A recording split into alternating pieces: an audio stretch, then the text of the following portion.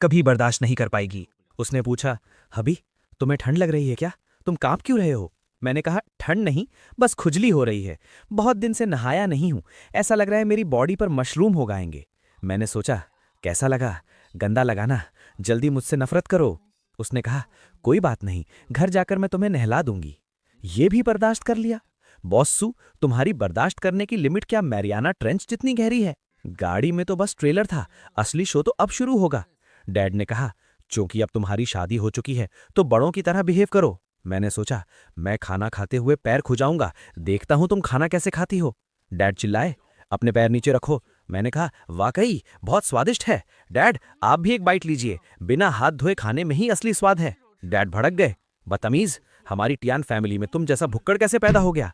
वान king यहीं बैठी है, तुमने तो मेरी नाक कटवा दी, अब ये शादी पक्का टूट जाएगी। मैंने मन में सोचा, देखा बॉस्सू, ये है तुम्हारा हस्बैंड, एक गवार, बदतमीज और जाहिल इंसान। जल्दी से टेबल पलटो और चली जाओ, कहो कि तुम अंधी हो गई थी। उसने कहा, हबी ने बहुत दिनों से घर का खाना नहीं खाया है, इसलिए उसे इतनी भूख लगी है। उसने मन में सोचा, पिछली लाइफ में वो मेरी इज्जत बचाने के लिए हमेशा बहुत तमीज से खाता था, जबकि उसे बड़े बड़े बाइट लेकर मीट खाना पसंद है। इस लाइफ में मैं उसे वैसा ही रहने दूंगी जैसा वो है। उसने कहा, ये लॉबस्टर अच्छा है, इसे ट्राई करो।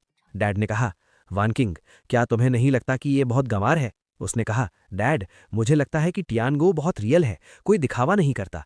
अपने ही परिवार के सामने नाटक करना तो हिपोक्रेसी है। मुझे उसका ऐसे मजे से खाना बहुत पसंद है, इसमें बहुत मैनली फील है। मैंने सोचा, मैनली फील? ये तो साफ साफ पसीने की बदबू है। बॉस्सू, पक्का तुम्हारे टेस्ट में कोई बहुत बड़ी प्रॉब्लम आ गई है। डिनर टेबल प्लान फेल होने के बाद बुढ़े ने हमें स्टडी रूम में बुलाया। बहुत बढ़िया, लगता है अब फैमिली पनिशमेंट मिलने वाली है। डैड ने कहा, नाकारा लड़के, आज वान किंग के सामने ये तुमने कैसा बर्ताव किया?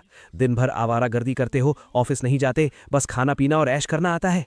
क्या तुम पूरी टियान फैमिली को बर्बाद करना चाहते हो? मैंने कहा, बिल्कुल डैड, आपने एकदम सही कहा, मैं एकदम बेकार इंसान हूं जो सिर्फ पैसे बर्बाद करता हूं।